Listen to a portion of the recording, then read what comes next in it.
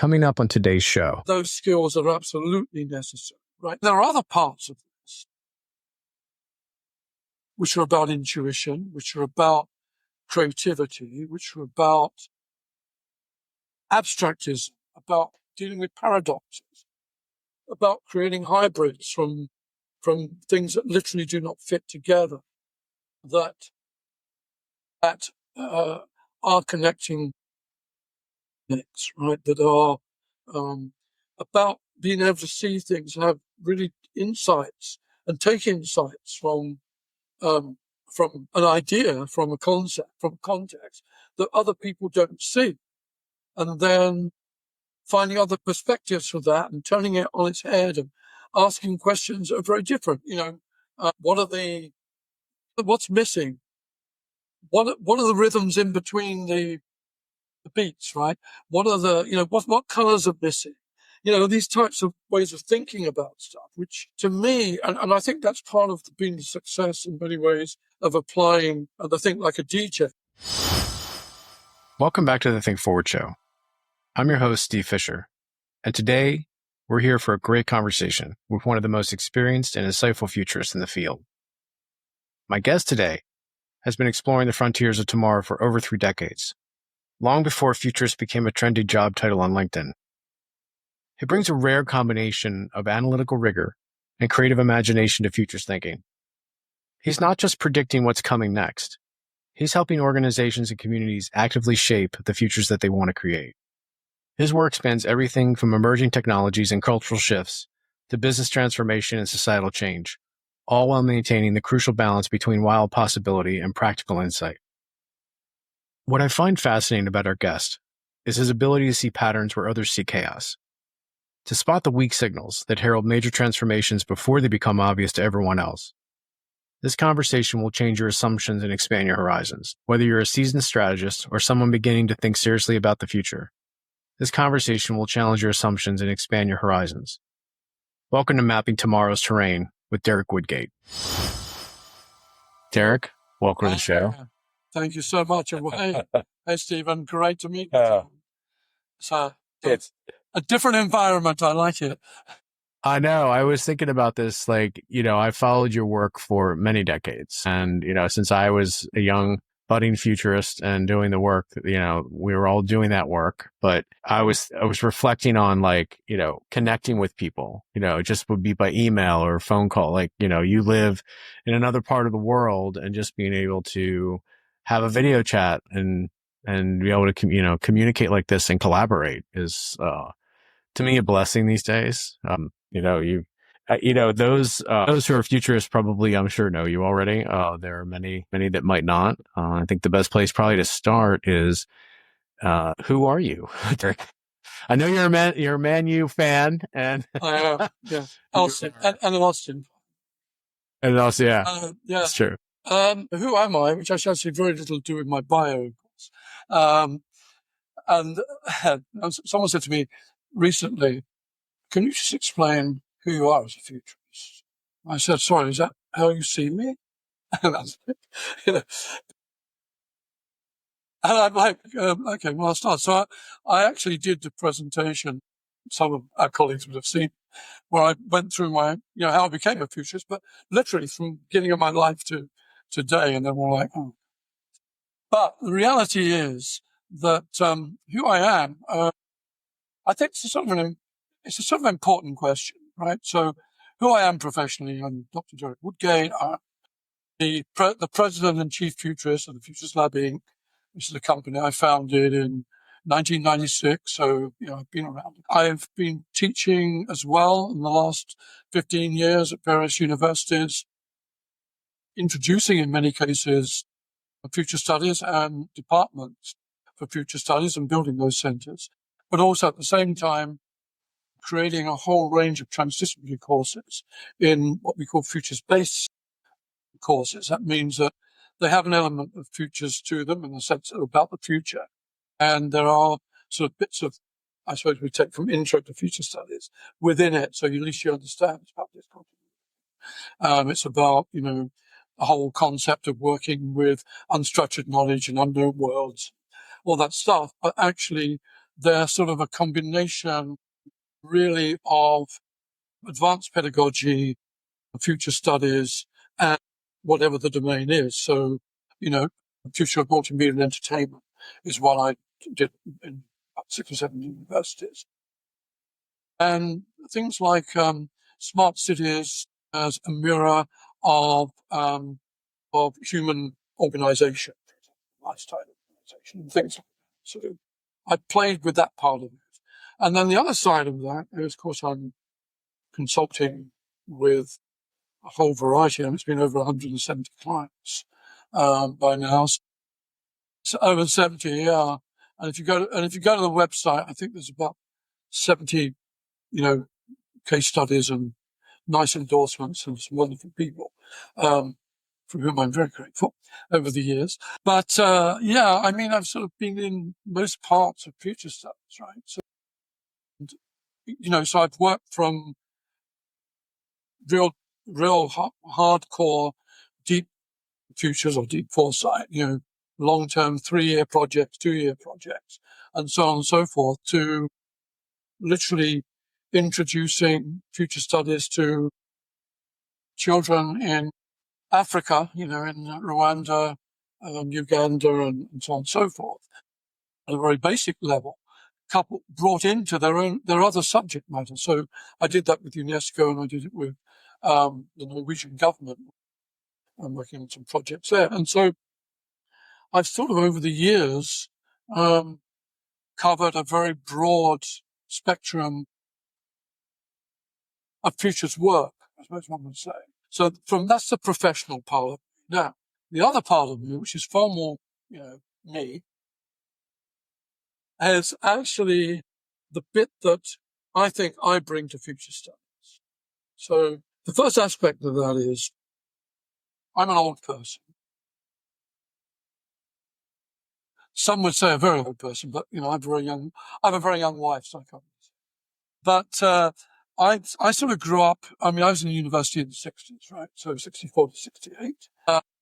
I grew up on the beats. I grew up on Fluxus. I grew up on all forms of innovative arts.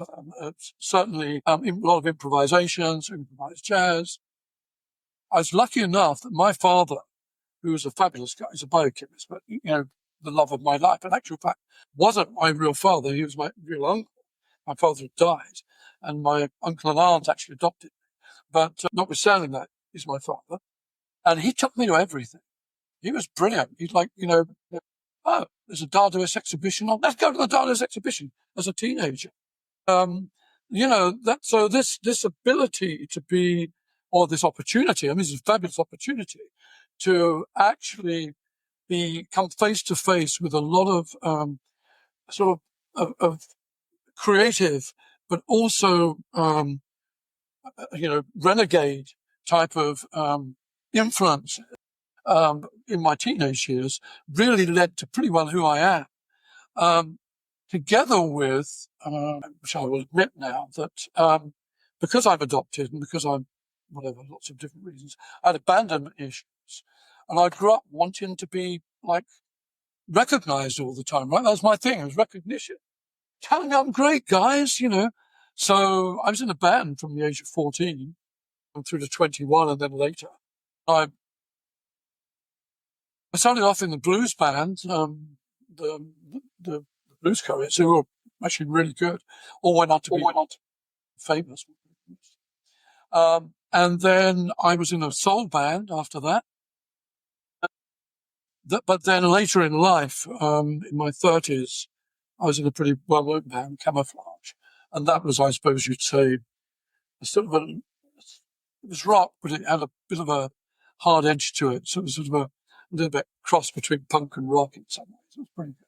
And then I used to act in movies, and I did all sorts of stuff back then. But I think what was good about that was that I brought these two things together. This sort of a very openness, rebelliousness, or what I call rebel wisdom, together with being, demanding pretty well. That's sort of guy I am. Demanding some sort of recognition for the bits I do. It's a horrible thing to say, and my therapist said, Okay, it's good you did that because you achieved a lot, but at the same time, really bad behaviour, young man.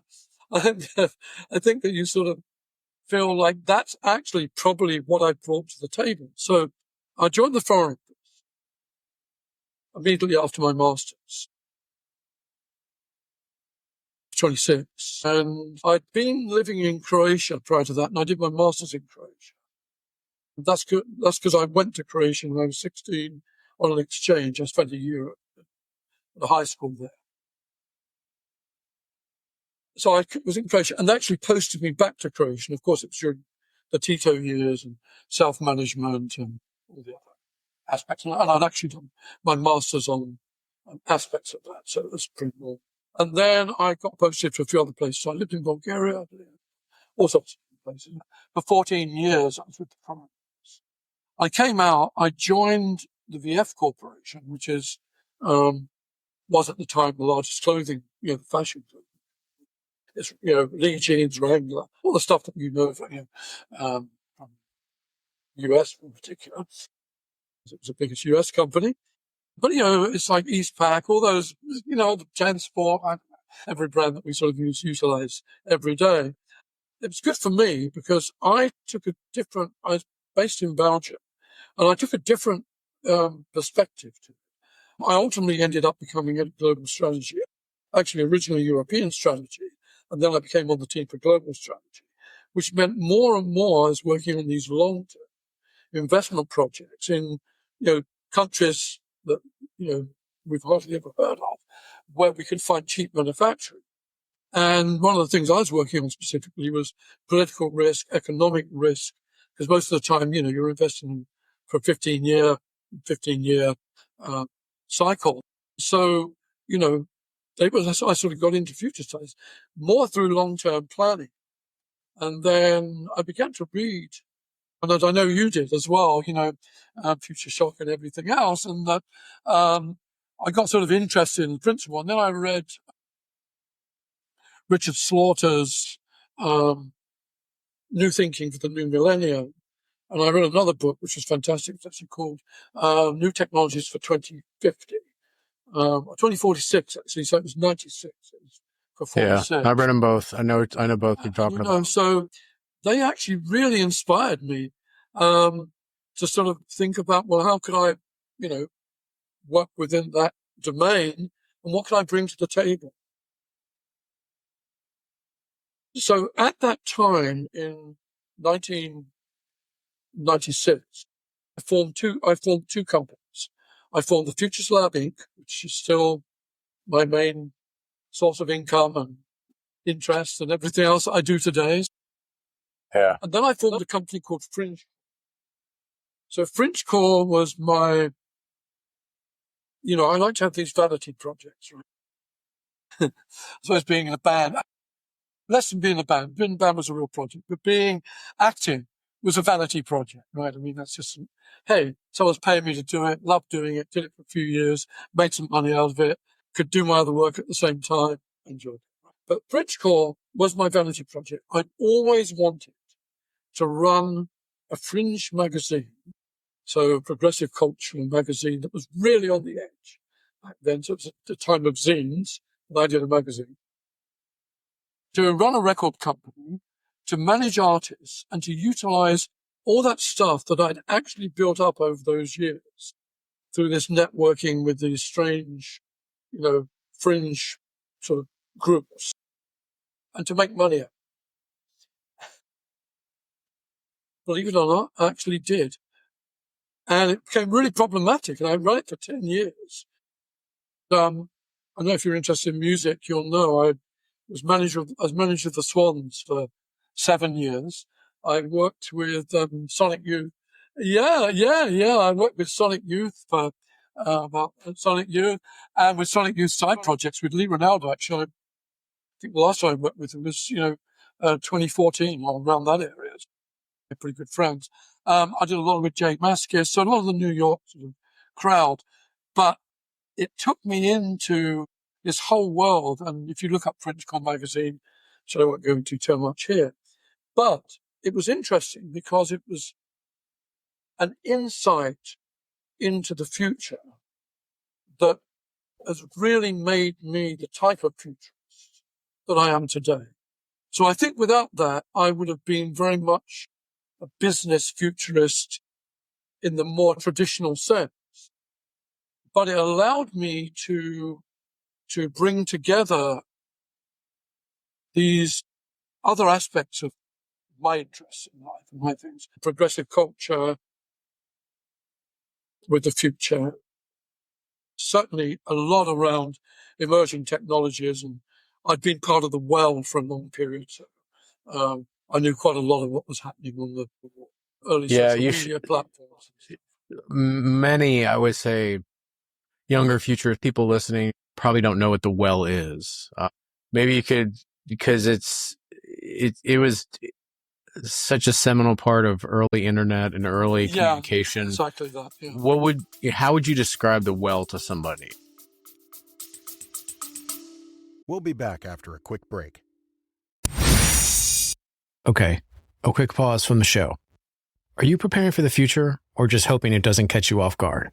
My new book, Super Shifts, is your guide to navigating the biggest transformations of our time: AI, automation, and the new world of work. And here's the deal. If you pre-order or grab your copy now, you'll get exclusive bonus content, including the behind-the-scenes look at what didn't make the final book. Stay tuned after the episode for details, but don't wait. Head to supershiftsbook.com and get your copy today.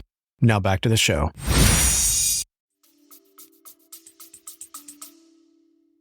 Well, it's principally a social network in the terms that we talk about it today, but right, with all the mechanisms, with all the mechanisms, right? Yeah, right. We had obviously message boards. We had a whole lot of different systems that we could use to communicate. We communicated pretty well around the planet, actually, but it brought me into contact with a lot of people who, are still my friends and the people I associate with today. So John Lipkowski, with Bruce Sterling, with, whole group of people, and later people who joined, right? I mean, obviously, who in fact became really important and became part of those early South by Southwest interactive programs, right? So a lot of them I met, in the late 90s or early 90s, so 92 onwards, and through South by and so on, so we're all together. So it's funny you bring that up. Dougie Rutchkoff, a whole host of them. So that became also a very big part of what I was sort of involved with from those early 90s through to when I actually formed the Futures Lab. So what I brought into the Futures Lab immediately was this sort of idea that actually these guys are amazing. They are the people that actually brought us social media. They're the people, actually that brought us PCs, that brought us half the communication systems that we were beginning to have. And I realized that there was something in progressive culture. And what I mean by that is sort of the underground arts and other forms of culture and the arts that really generate very, very different ways of looking at things that I can leverage because it's familiar to me and that I know a lot of those people, but moreover, that I can see that there are the seeds. I wouldn't say they were weak signals in the sense that we talk now about weak signals, but they were very early signals. And I don't know if you've read Future Frequencies, but, of course, a lot of that book is about that, and interviews and stories, all sorts of things I did with people around sort of late 90s, early 2000s, whether it was into extreme bioart, like Zaretsky, Katz, and these type of people, and people working with, a lot of people I worked with early were the early techno people, right? So early hip hop, early techno, bringing those things across, which today when I consider that, and I look at things like Indietronica, and I look at dark wave, dark wave and spoken word and these things coming together, and I don't know, Afro surrealism and all these other types of movements, and I can see again, this new reflection of a lot of those scenes and movements. And if one sort of analyzes where they came from, what they do, what they mean, what their impact is, what their implications and ramifications for the future are, one can find a considerable amount of new knowledge within that, particularly in the aspects of, rebel laboratories and working with transdisciplinary sciences, building, stuff that some of it we don't really want to know about, but a lot of embryo development and research and stuff like that, some new species. And so to me, there was this really good connection between who I am, my broad sphere of interests, and what I thought I could bring differently to future studies. So rather than just go, on a really straight line into everything I was reading and what I could see was future studies, or what became foresight, I sort of took my own sort of process. I think you know that I used to be called the revolutionary futurist, and then as I started to work more around the world, people said, well, you can't really use that. So I then sort of had this sort of renegade sort of. Yeah, people have a different connotations of revolution, right? It's like when you hear that. Yeah, and so yeah. And so now, I've sort of moved on a bit from that, and most people talk about me as experimental futurist, and that's part of the reason for that is because I do a lot. Sort of slightly different to Stuart and Jake, for whom I have an incredible amount of respect. I'm really happy what they brought to the table because they're much younger than me, and I don't think they built off the stuff that I did, but I've been doing a lot of that, future, you probably know Plutopia and all the living the future labs and all that stuff, like in the early 2000s and stuff. But I think that I'm really pleased to see they made something of it and really took it by stretch, and I think that's really cool. I've gone more into sort of a bit more of the improvisational, experimental side of things. And I feel like it's one of those areas that are really missing.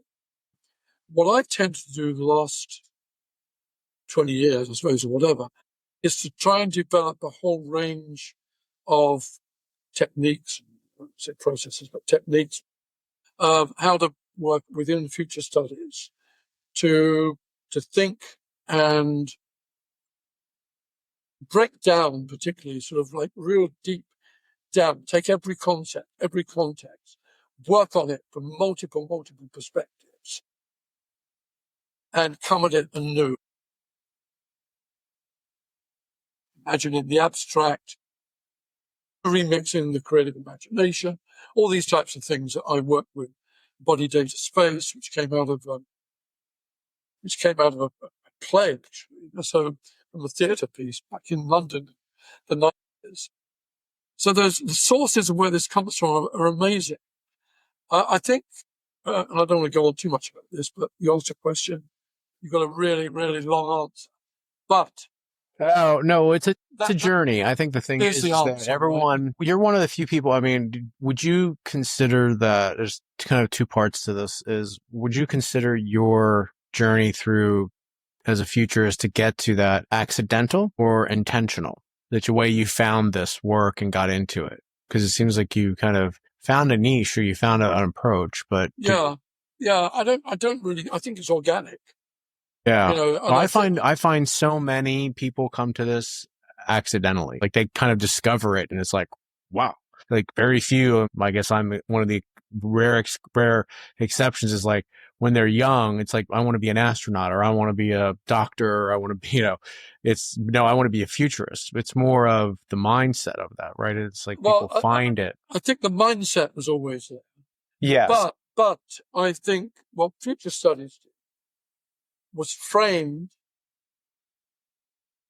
It was a professional framing of a way of thinking for me, and it allowed me to come at it, which is one of the great things about an early and fluid, that time, a very fluid profession, where one could sort of like feel very free about how you could sort of approach it, right? So yes, there was, I'm going to go back on all the, the history. You studied the history, so all the backgrounds, which I came back late, right? I mean, to be fair, people like Peter Bishop,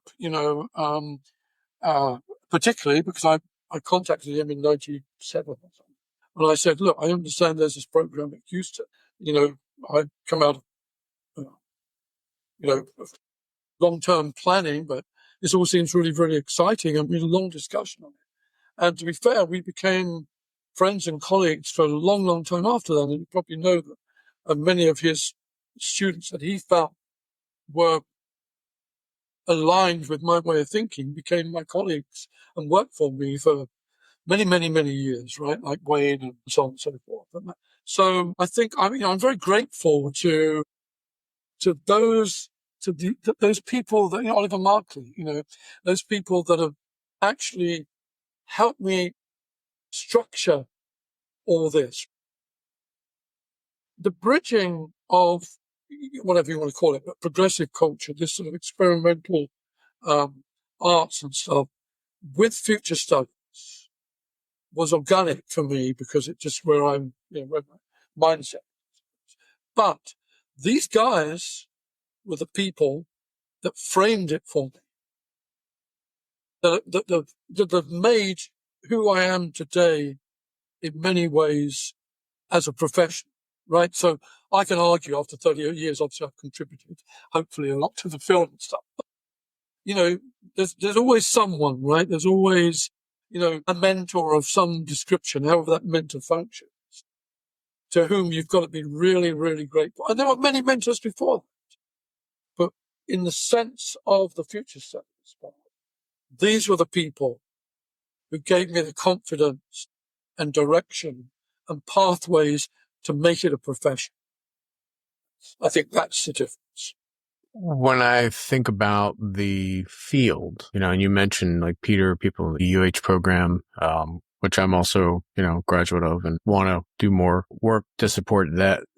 I feel like the term, we have a branding challenge, an issue, because it's funny you mentioned the phrase long-term planning. That is not sexy like futurist is a really cool word. But it's always befuddled me why more strategy teams just in general didn't take this into account, because there's a lot of short-termism in the outputs and the outcomes that they have. But what do you think are when you talk to people about what you do, and what do you think are the biggest misconceptions people have about what a futurist does? I think it's an interesting question, and I always recall, I think it was 2004 at an APF meeting, when we were asked, three of us were on stage and asked to explain what a futurist is. And I was lucky I was up first, actually. And I'd just spent a long time, probably a year or something, in working out what I thought the futurist did, because I wanted a tagline for my website. And I said, for me, it's I'm in the future potential. And that was it. That's all I said. And that was my tagline. That's good. I'm an uncertainty navigator. There you go, right? And that's the business I'm still in. That's still on my website, right? Yeah. All these years later. The next person, I no names here, in fact, I can't remember some aspects of it, but, came up and were trying to explain what a futurist did. And someone shouted from the audience, I was the elevator speech, right? And someone shouted from the audience, yes, we want an elevator speech, but not an elevator in the Empire State Building, right? The 100-story elevator pitch, or we'll go with the Andrew Sullivan, in Chicago, the 8-story, the first skyscraper, the 8-story skyscraper, with the guy with the hand and controlled elevator with the the hand. Exactly. Yeah. That's pretty funny. That was funny, right? But to be fair, that was probably my reality a year before that. Yeah. Okay? And so I think the misconceptions are really driven by our inability as a profession to tie down what we are as a profession, right? So That's now, yeah. Let's unpack that. That's yeah, really good for people okay. listening, because I think I bring it. Many people, and I just went to the spring gathering, the 50th anniversary for UH, and there was we'll call it the 80s panel. They called it the 80s panel. These are people that have been teaching for a while there. He called them the Elder Council of Futurists. But they were very much about, you're not going to be purely doing this type of work. It's going to be kind of stealthy. And I did a lot of that for years. Brought it into product work, brought it into innovation work, called it something different. Because a lot of people, sometimes they can't just, the framing of it, just the way you position it, right? It has to be there. Yeah, let's kind of go a little deeper. Yeah. Well, we have challenges. What do you think they are? Well, I think first of all, it depends on where you're coming from.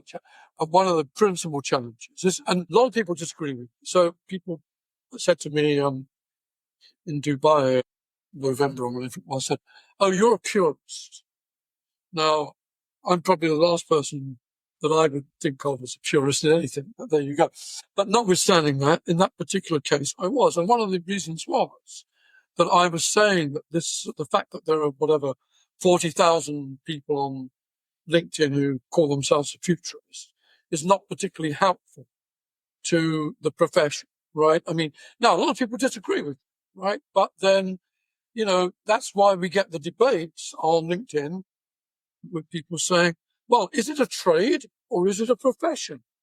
Now, when we set out with I'll just take the APF, I was in the WSPF before, in the APF, and we start out and we say, well, we're forming, a new association, the Association of Professional Futurists.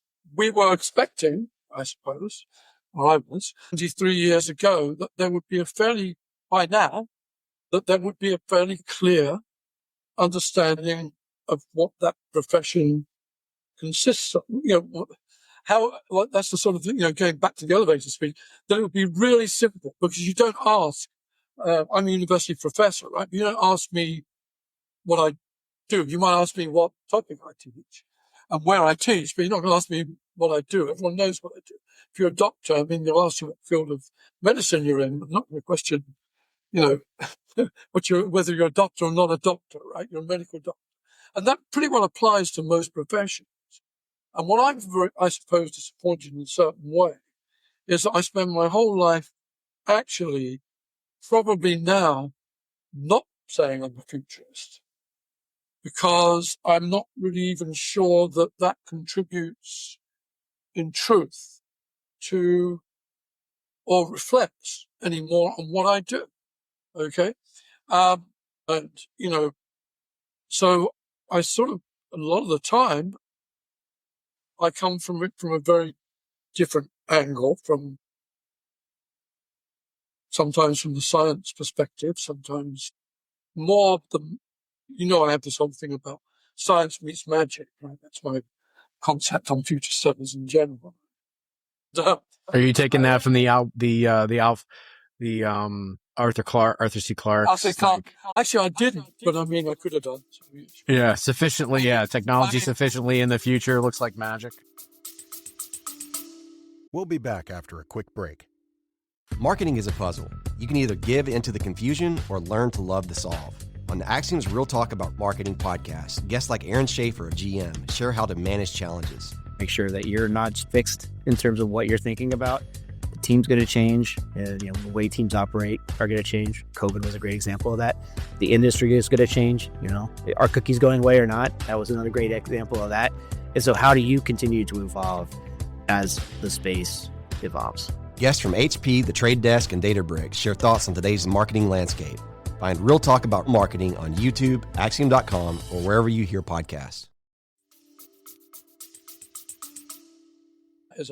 So I think that it's become, maybe it's slightly easier once you're established. Okay. It's sort of easy because people don't really, they know who I am, and I suppose what I've done. And there's certainly case studies and other things on the website, whatever. They're not really coming to me and saying, we need a futurist or something. Then it's more about, we need you, which is a little different, right? I mean, that's a different perspective. But for many, many years, when that was not the case, when I was building a company, I think I was lucky to be at a time when there was a much clearer understanding what a futurist did in terms of what they contributed to the process in corporate in particular. And remember, that was before there were corporate futurists very much, right? There weren't so many corporate futurists. So now, if there's a corporate futurist, I'm a topper, right? Yeah. I mean, literally, right? And so, what has happened, I've got much more into educational and ministerial. Do you think the Policy. role do you think it's a job or a skill set? Or both? Probably both.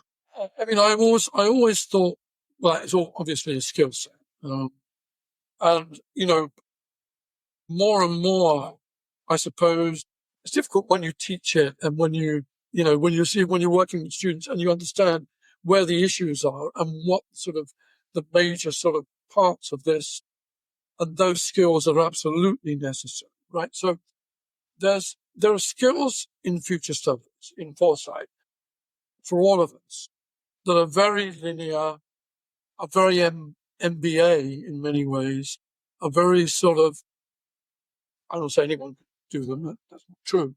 And then there are other parts of this which are about intuition, which are about creativity, which are about abstractism, about dealing with paradoxes, about creating hybrids from things that literally do not fit together, that are connecting links, right? That are about being able to see things and have really insights and take insights from an idea, from a concept, from context that other people don't see, and then finding other perspectives for that and turning it on its head and asking questions that are very different. What's missing? What are the rhythms in between the beats, right? What are what colors are missing? These types of ways of thinking about stuff, which to me, and I think that's part of being the success in many ways of applying the think like a DJ, because think like a DJ is to take a concept or context and fully deconstruct it. So you break it down to all the elements within it.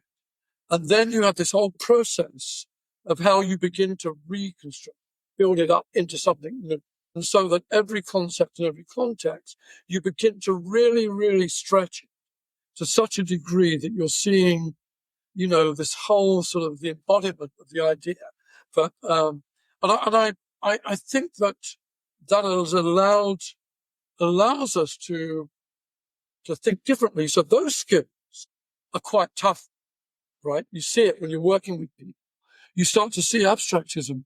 Very difficult. People thinking in the abstract, this whole thing, imagine abstract. When you ask people, what color's missing? They're going, what are you talking about? And my friend David Coulter, who used to be with the Pogues and has played as a composer now, but played with just about everybody over the years. He actually taught me that because he said, when I finish a composition, the first question I ask myself is, which color's missing? And I'm sort of, I was chatting to him about it, and so one learns, right, from all these odd people around us. And I think that one of the points about it is that a skill set? Yes, it's a skill set because it demands types of critical thinking, types of, should we say,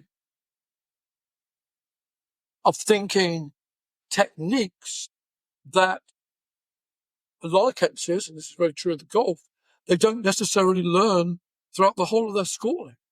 And so, you're trying to get them to, remember they couldn't have art, let's say in Saudi, they don't have art or didn't have art on the walls, right?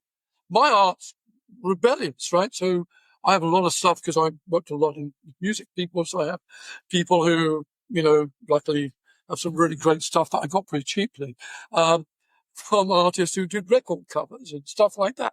But they're really way out, right? I mean, and so people look at that and they go, what's that all about? And to be fair, in the 70s, 60s and 70s, that's how it was in the Royal Academy, right? David Hockney wasn't accepted initially. So it's just a time issue. And what I'm trying to say to you is those skills are my skill set. I don't know if they're relevant to other people, but I do see them as a skill set. And therefore, yes, I think there are a lot of skills to real future studies. And there are a lot of skills because I come from the academic part as well, from the theoretical perspective, and I don't want to go into postmodernism, I was doing this thing last week on the future of security media, and no one in the group knew who McLuhan was. Now, or any of the postmodernists, so they'd never read, not surprisingly that they'd not read Deleuze or Derrida. And we're postmodernists now, so not really relevant, right? But at the same time, if you've studied media, most of the time one would be familiar with that. So it makes it difficult some of the times to understand the broader sense of what we bring to the table as futurists, right? It's not just the skills. It's not future studies per se. That's one bit that you expect to go through a process. You expect to use a framework. Yeah, of course. Everyone wants to see how you got there. But quite honestly, that's not what I think I necessarily bring to future studies. I think my unconscious and my subconscious is what I bring to future studies. It's the experience of a lifetime that I can see things and I can go, oh my God, that's crazy. What if I do that? It's the names of songs. You like music. The names of songs, they're crazy, right? They're crazy. And the names of bands are wild. And you think, well, how do they put those together? I write poetry as well, right? And I do spoken word. How do you pull that stuff together? That's amazing, right? And so there are these elements that are different depending on what you do. Now, how do you bring that into, shall we say, governance or government foresight? Now, most of my clients currently are in that area, but I still do it. I still make them think that way, even though it's completely alien to the way that they actually think. Well, what makes, we talked a lot about the individual and then the skill set, since you've worked with so many over the years, what makes an organization better at integrating this than others? What are factors? I have obviously my own opinions, and I think anybody who's done this work would, but what would be your... Well, I think there are a few things here. One is, and I have that issue all the time, I tend to work in the third horizon, right, most of my work. So, but because of backcasting, rolling back the future, as we call it, we have these two extra stages to our process of 7 and 8, if you want to call it that, where we actually do the beginnings of implementation. We actually develop early stage projects and do the implementation part of the project. And the reason for that is I'm trying very hard to get my clients, to actually start doing the work, moving along the pathway towards whatever that preferred future is. And secondly, gives me extra funding. And thirdly, it gives me an opportunity to keep asking, how's it going? Have you actually made progress with that? What's going on? Can I help more? Can I do this? Right? So I think that there's this sort of part to that where what's going on, if we're not careful, is we're getting pushed back towards innovation, right? Everyone wants a quick fix. You mentioned that. So I think that's one of the issues, because if you go in and you say, well, most of my work's in the third horizon, I'm going to give you a 2040 or a 2050 vision. Now you have to explain. Now, when you've got a lot of experience in this, you have a lot of clients, you've obviously created over the years quite a few things that have actually hit the market, or whatever, that you can talk about, right? Finally talk about. And so, yeah, it's a little different because you have some examples of how you got there and what you talked about. But I still think there's too much today with all clients where they're looking for a quick fix, number one. Two, I think one of the issues is that most of the time because we've not established a profession of being a really unique skill set and a really unique whatever approach, that loads of people think they can do it themselves. Quite honestly, well, we do that. We do that. We've always done that. What do you mean? We've been doing that for years. What are you talking about? What's the difference? So then you're actually in this process of having to, let's say, if you didn't have a lot to show, it would be difficult to explain the difference. Right?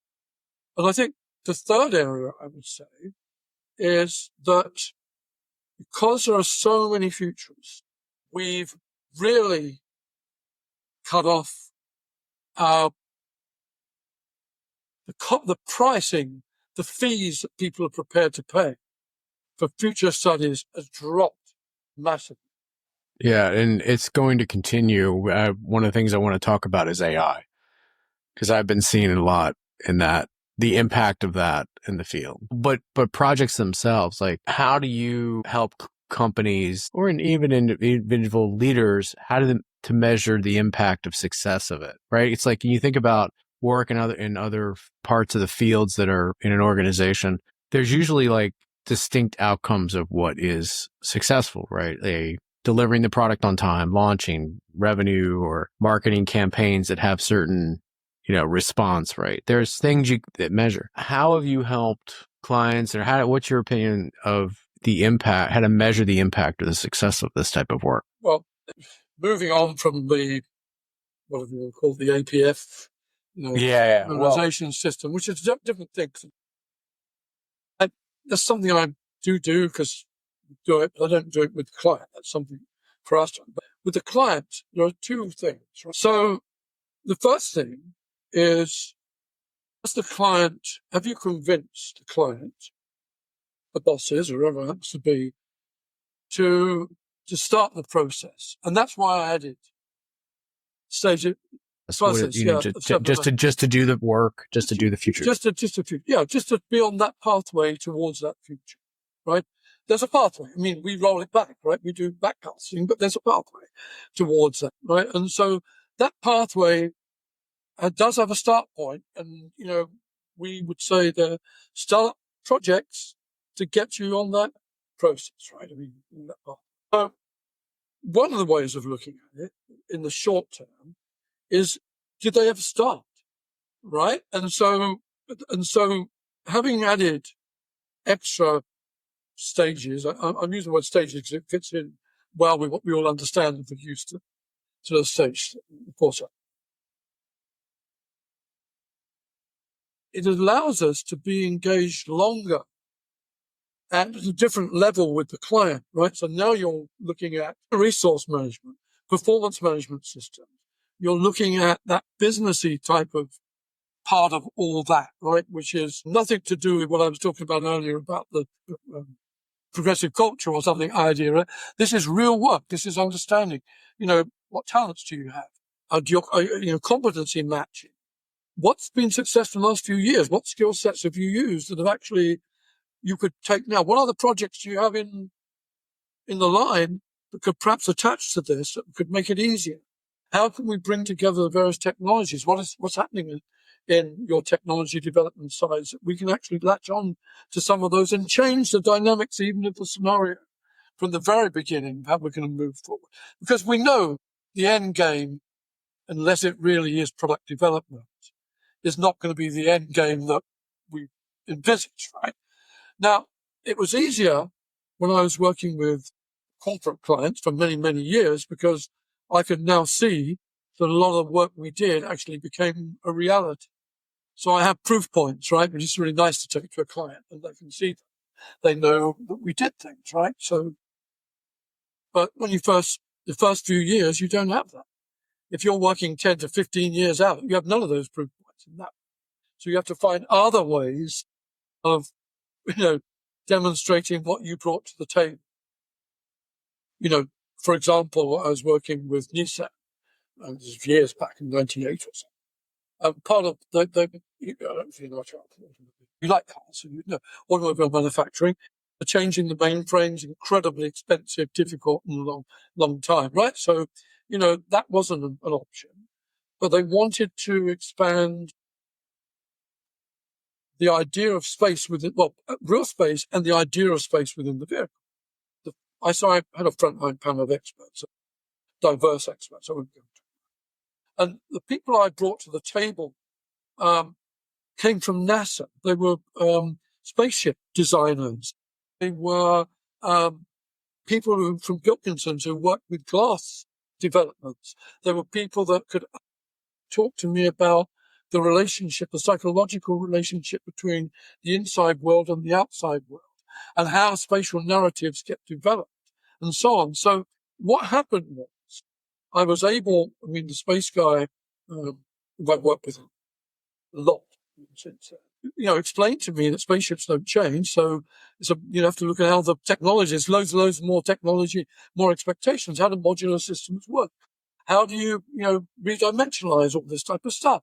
And the same with, if you actually expand the amount of glass looking to the outside without it being dangerous, right? From if you're in a crash or something, that of course you have a feeling you have much more of a relationship with the outside world.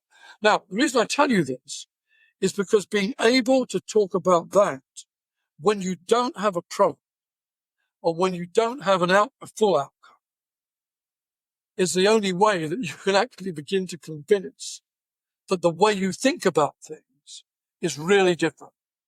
And that when you start to think about a windshield and you say, yeah, well, I had all these conversations with Ford's windshield manufacturers, Pilkinson's, and he talked for hours about laminations and God knows what else. And then I realized that surely it's a vision aid. Why can't it be a vision aid? Why can't I make it a vision aid? What can I add to this that makes it a better vision aid? Can it take off yellowing at night? So what I came up with, it's funny actually you should ask this question, because it's a really difficult question to ask, but I worked with Nokia, and they were Casio, and they were doing these watches, and they were looking at how to build watches that would be for mountaineers, that they could actually be able to see around the mountain, right, to see what was actually going on behind. But what I understood was, I said, well, should it be a watch? Should it be this? I said, look, one of the greatest things that you have is the left wrist is real estate, right? Uh-huh. That's true. It's familiar real estate. Forget about everything. Fine, this is long before implants and other types of, this was back in the Yeah, but you're using the familiar to extend to the exactly. to the possible, or the amount, to imagine. Exactly. Right. So part of, I think, the true answer is that you've got to demonstrate, because we can't demonstrate, a lot of the actual work we've done, because if I'm working on future weaponry for the Ministry of Interior, obviously it's something I could talk about, right? But I have to demonstrate my thinking. I have to demonstrate how I can actually connect, disconnect, how I can see something in weak signals that we don't normally see. And so that becomes my pitch, right? That becomes my pitch as to proof points. Where things are now, and how the field, itself. Of course, this discussion with future studies and people understanding started, roughly 70 years ago with, work at Rand, and how it's evolved over the years. But now we're at an interesting point. I think the next phase is, in my book, Super Shifts, I talk about futures operating system. It's kind of like, how do you make it active and usable, right? You can do a project, right? You can have something as an end state, scenarios, write a report, right? So forth. But then there's an ongoing nature to the signals work, the evolution, the new types of insights. AI can be, I think, a blessing, but a curse, because it allows you to synthesize a lot more information and allows you to maybe even as a collaboration partner find insights. But what do you think that the future of the field and even the profession, do you think it will democratize the access for people because they can ask it things and they can do other types of work? What is your take on where the field itself is evolving, and you can AI is a part, but where you think things are headed these next. Let's be futurist for the futurists. It's actually funny. That was the title of the 2003, I think, APF meeting. And I think it's actually really funny. The future of futurists. Future. And I still think it's funny. That's a topic we're still discussing. Well, they just had at the gathering, they actually just had Dr. Adam Coward did a session.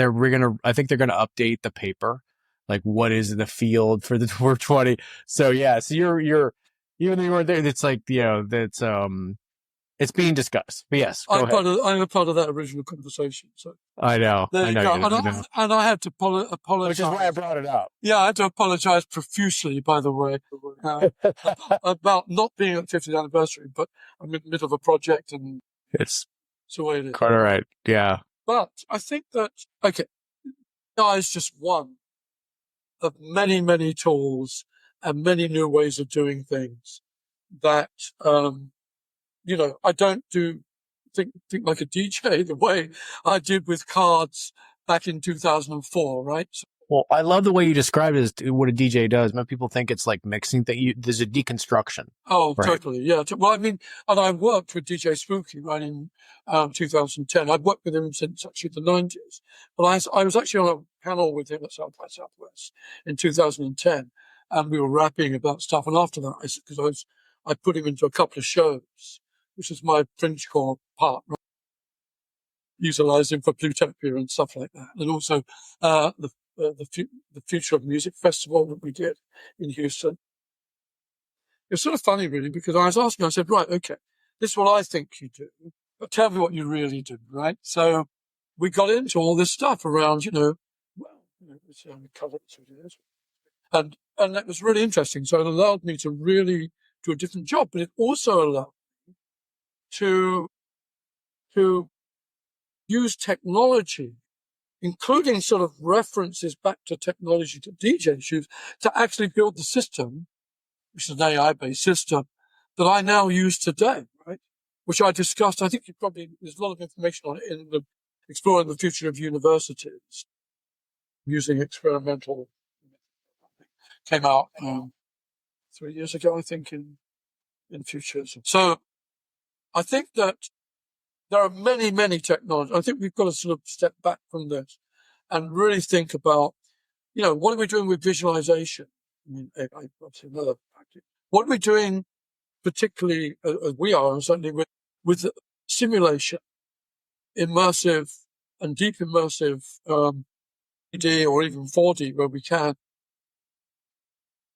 set up scenarios, right? So the last group of scenarios we did, we just built 6 of them, are 3-dimensional scenarios where you can actually go through and see, actually be part of the scenario. You're living the scenario as you're going through this 3D world, this immersive world, right? So there's a lot of different other technologies, VR, AR, all the things we can think about that we can bring to play. I think the thing about AI is that, of course, and I've worked with Mike and, a lot of other people who do a great job, but all of whom understand that the human aspect of insights and so on is very important to this. Now, I've actually been working with Mika Alton for the last year on, I can't tell you all about it because we're about to launch, on a whole AI process, related to future studies, but not to the trend collection part of it, nothing to do with other tools. Much more about the stuff I was talking about earlier, about the thinking part of future studies, right? The insight. Now, what I found first, so we've been training the AI for a year from sources that, the obvious sources, but also many, many, many sources that actually have no bearing what you would traditionally think related to future studies. Obviously, many of them being mine, right? But from all sorts of things, from biochem to whatever, everything, right? And what I've been working with it on is to teach it to think to a certain degree like me, and to try and understand so fill it with stuff from my subconscious and with my unconsciousness. I mean, it's pretty possible, right? So that it gives a much deeper type of response to any question than it would if you just let it do it with ChatGPT, right? And it's quite interesting. We've got some really great results. But, for example, I've got a new book coming out, and that's been coming out for about 9 months. And the reason it stopped is because I wanted to bring out a totally different version as an AI book. And what I found was it's lost its soul completely, right? And that's what actually drove me to begin. And then I realized that I remembered one of the things that I did learn from Nugent. He wrote a book called Rhythm Science in 2009, I think, 2008, 2000. And he made an online book as well. The online book actually had little to do with the actual. What he did, he took what he felt that the readers had told him through the reviews were the main concepts in the real book. And he made the online book just based on those concepts. Okay? So it was a very different view. And I remembered that back in the day. I actually interviewed him. And I was thinking about that with mine. I was thinking, I don't want an AI version of my book. What I want is to sort of push AI to see what it could actually deliver from more of a contextual perspective or a conceptual perspective of the ideas that I've got in my book. So how does it see some of the topics that I'm playing with? Does it see them, from a very, very different perspective? Can it actually break it down? Can I keep training it and pushing it to break it down with new perspectives? Can it add new perspectives? Can it actually go through the process of data, information, knowledge, wisdom? Is that possible for my AI to do that, right? Is it always going to be in the knowledge part, right? Can it actually add any wisdom? And so we've been working on that too, and we've achieved some pretty incredible results. Soon you'll hear about it. So yeah, I think there's a role, right? Lots of different roles, both for AI and all the other. But do I think that ultimately it may replace futurists in the way that we think of them today? But do I believe there's a role for speculative design? Do I think there's a role for all of the essence of what we do? Not necessarily the processes and procedures, what we do, but the essence of what we're bringing to the table. And, you can call it anticipatory, whatever, I don't really, those are all words to me. If it can solve that issue of demonstrating to me this true idea of future potential in any format, then I think that it will have done something amazing. And I do believe the AGI, and all the self-developing AIs and so on will be unbelievable and will be far beyond what I'm even thinking it can do now or talk about. But I've done a lot of things on the future of work, right, of workspaces and so on, so the work sphere, I suppose you call it. And I've been working probably about 4 or 5 years now with quite a few organizations on what we call HMR, human machine resources, rather than HR. And a lot of the elements are sort of within that is understanding both machines and humans as intelligent assets, rather than one in a support role and the other in a different type of support. More like they've got job descriptions. And what are those job descriptions in any particular part of a process, the model that you're working with, right? how do you allocate those assets? Going through exactly the same processes that you would for a human with the machine. Also, that's an investment. So what are the risks of using it? What's the performance management values you're going to need? What metrics are you? What effectiveness and efficiency and all these types of things. And when you start to think of humans and machines as a package, well, both individually and as a package, with those roles, and you start to look at the frameworks that you can bring to bear on this to see where the, do I want to invest in this back-end machinery at the end of the day? Because if I have more people, it's all the sort of typical thing, right? What are the future job descriptions that can go with that job? What's the potential for migration of current skills into the new skills? All these things are part of this, right? And so I feel like we've got to do the same for future studies, right? We've got to sort of really understand, yes, there will be machines, agents, whatever you want to call them, functioning within our field. But, they're as important as we are, maybe, but we need to be sure how we allocate the usage of both and what those intelligent assets bring to the table and where they're both beneficial. And are there crossovers on that, right? Should we be using both? Should we be using both for, when I talk about, imagining the abstract, should I do it with a machine and do it myself? What sort of different responses am I going to get? The lazy way of going about this is just to use the AI. Right. Well, that's the crutch. That's the lazy part, right? I mean, right. that's not, then, if we want to be a profession, if we want to be these superhuman futurists, then we need to wake up, right? I mean, well, I think about it brings to my mind, the tools that we had at our disposal, right? Especially let's take signals work, right?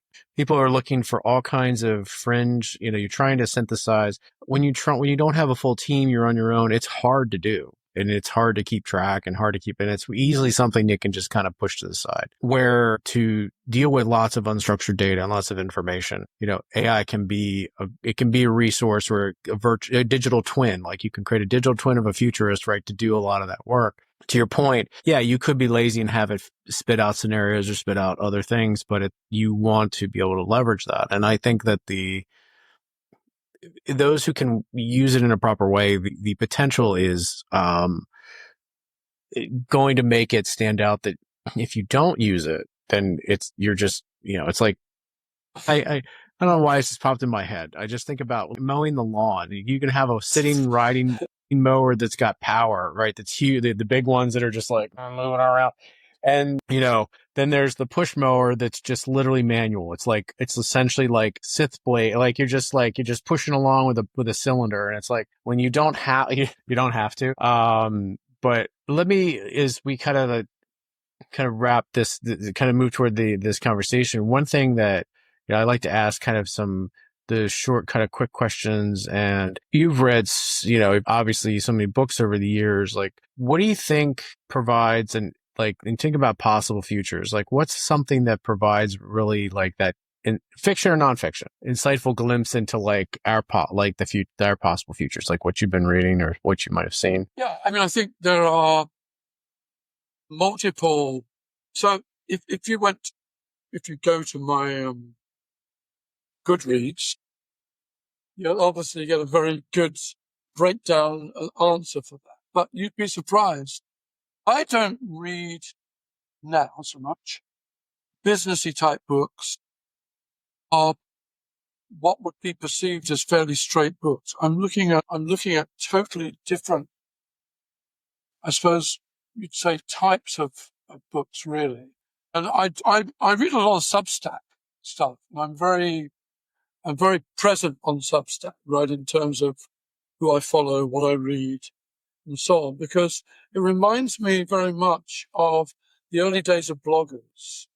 When everyone said bloggers, I just listen, ridiculous. Most of my friends back in the day, like Dougie and all these people were bloggers, right? And they're the people at the sharp end of what's going on, right? So I tend to, they're the people developing this stuff. They're not the people who are reviewing it. They're the people who are actually, coming out with original work. Well, who are some of your favorite Substack authors? Oh, yes. I read, of course, I usually put them on the con now. Well, of course, I can go through them. There's a guy called John Title who I really, really like. He's a technology guy. So there are, and let me come back on that because I'd like to give it a quick thought. The other part I would tell you regarding that is obviously I watch a lot of Netflix like everybody else does, but I also think it's important that I follow. You see, what I think of, and maybe this is what, if anything came out of the web, if anything was really an important learning, I would say, from the well particularly, it would be that living the future is the most important factor. Okay? So it's how to put it, it's not enough to sort of read about it, pretend that you know what's going on. You've got to live it. I think that's whether you're living it through reading something, or whether you're living it through, I don't know, still going to obscure events or, being part of unusual groups or constantly being in touch with your network of experts, from MIT or wherever they have to be from, Georgia Tech or somewhere. All these are part of that reference, right, of where information comes from. And it's not, there's a difference between deep horizon scanning, and just literally our everyday relationship with the future. You mentioned earlier about, young people should always, can you hear me? All young people should always be part of the future and so on. But I think we should too. That's the point, really.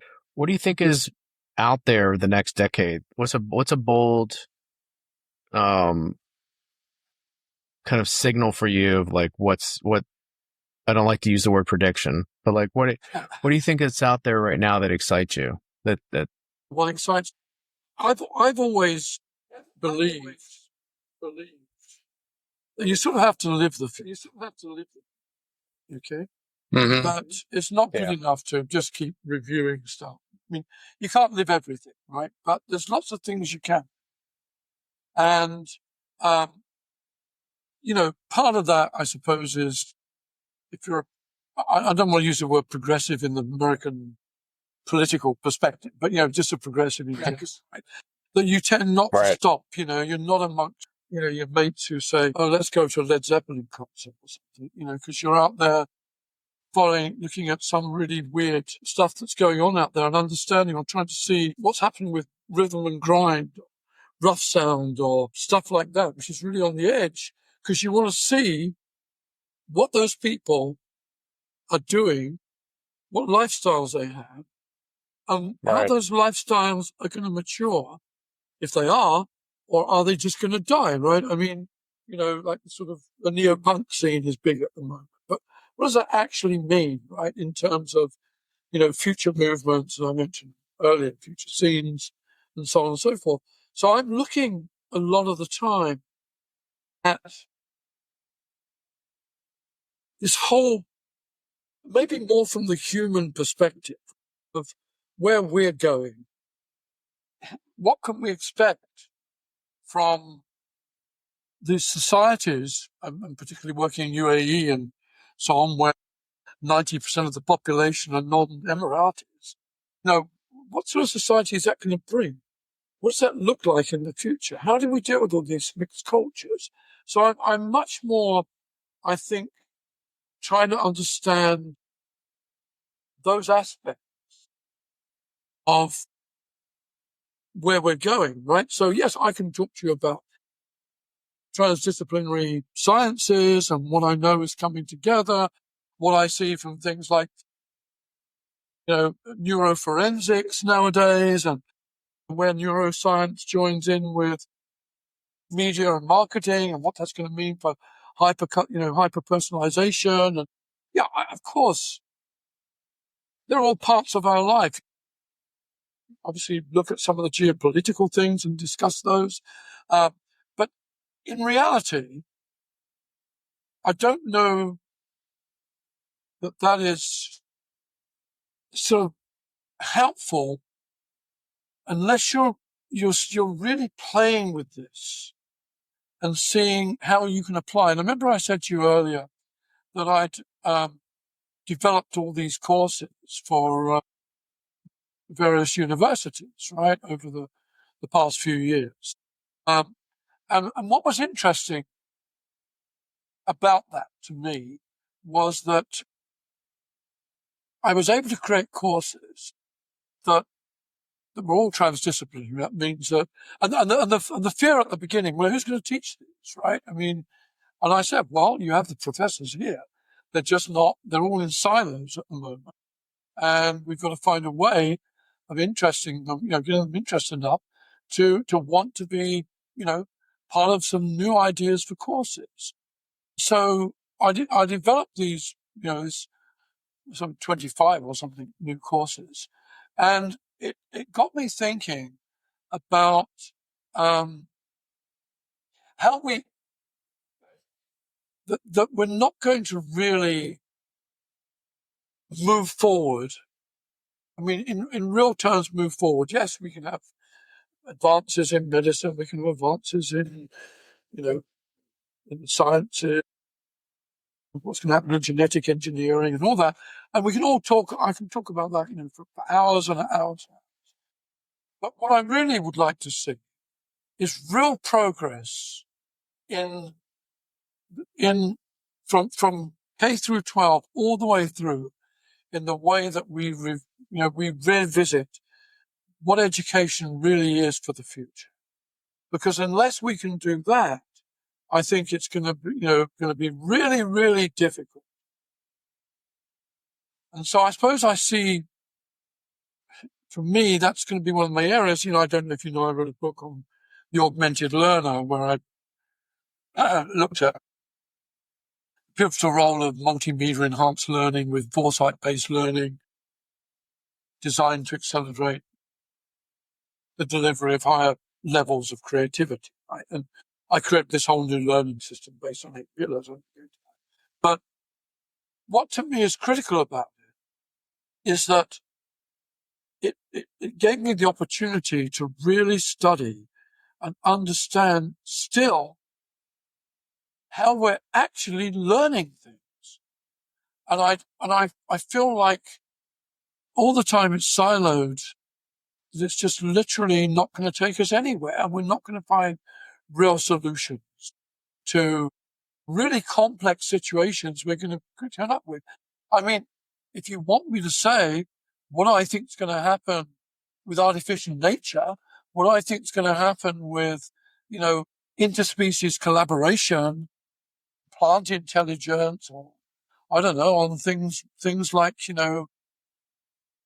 social alliances in the future, or cyborg fashion, or transhumanism and cyborgs and whatever. I mean, I can talk about all this stuff, right? I mean, because that's my job, but that's not going to mean very much unless we can bring up society to be ready to even vaguely interact with any of that.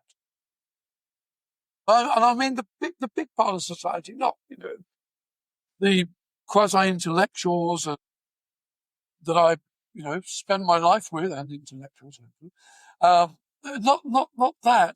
It's you know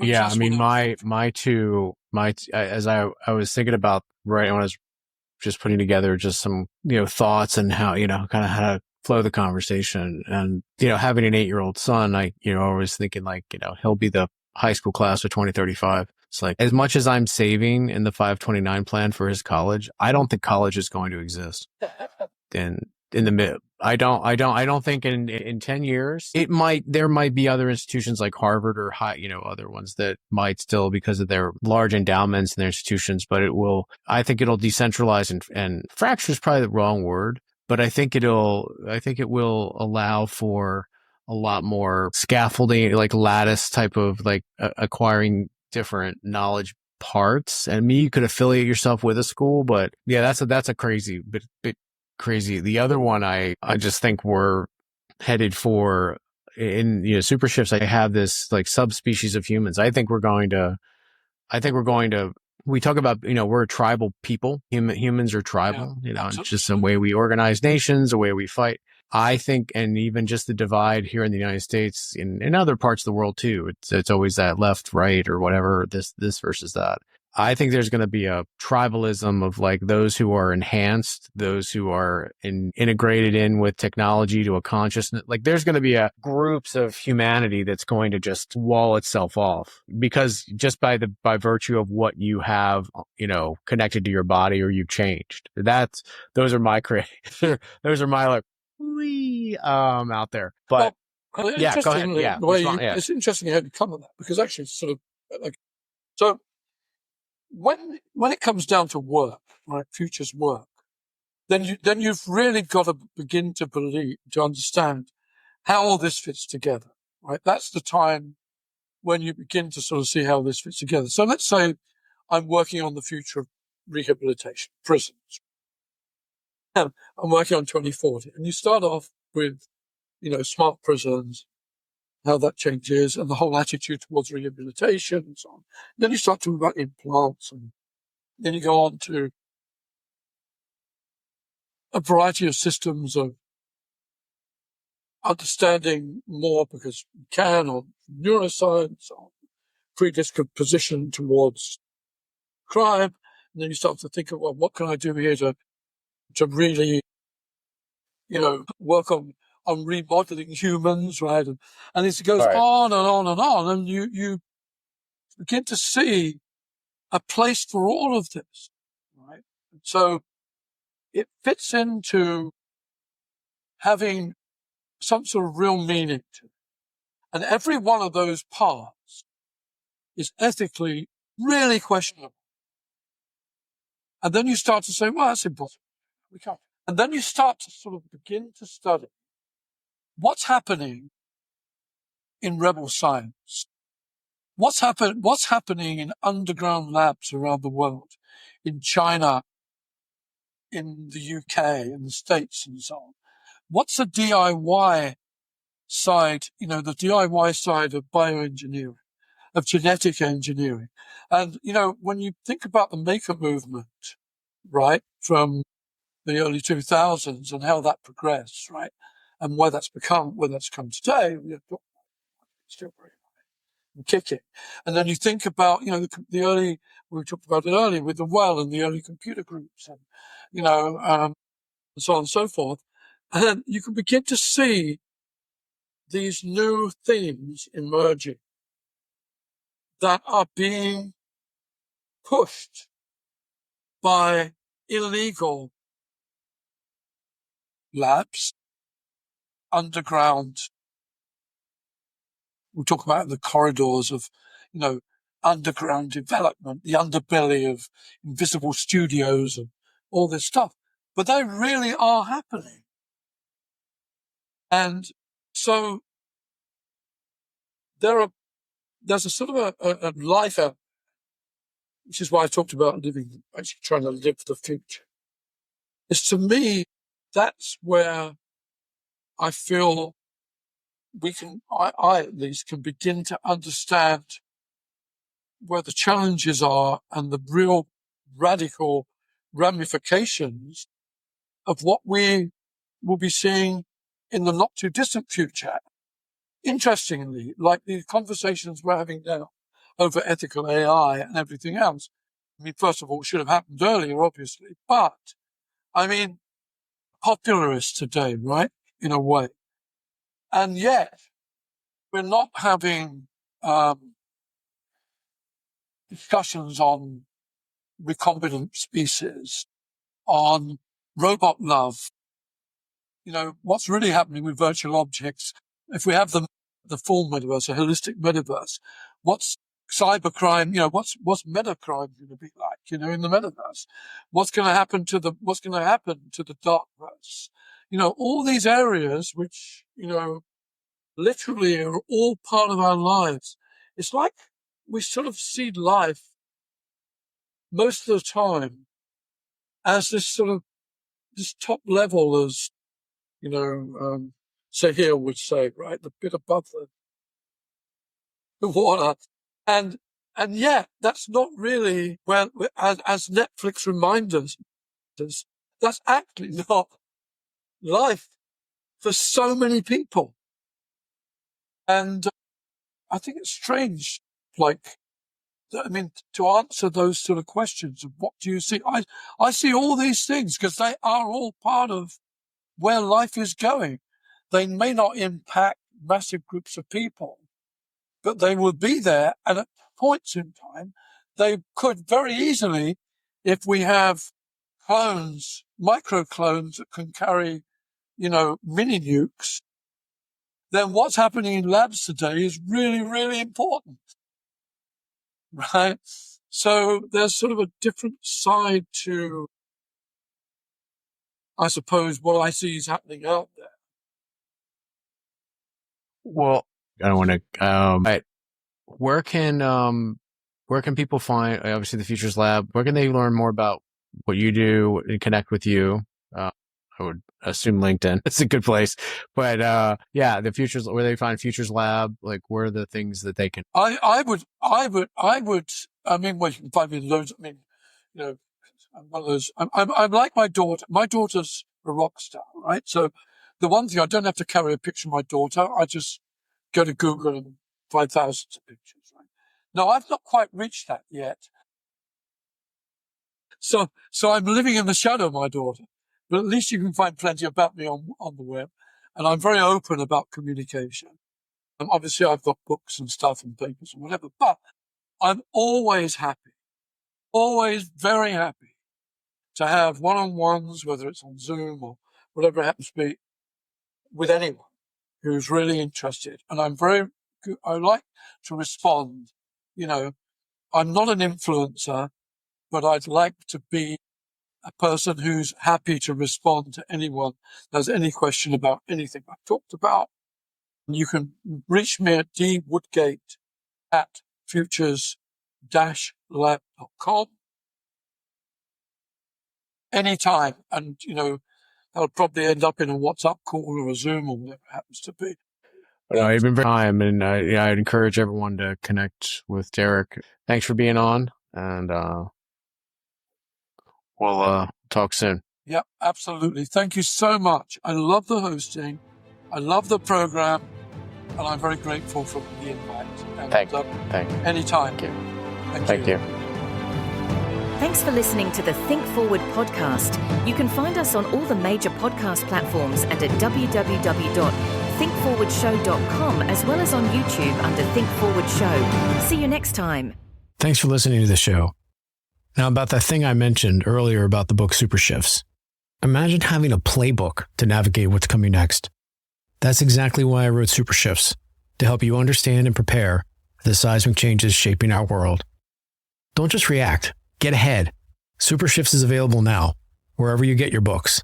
And if you order today, you'll get exclusive bonus content.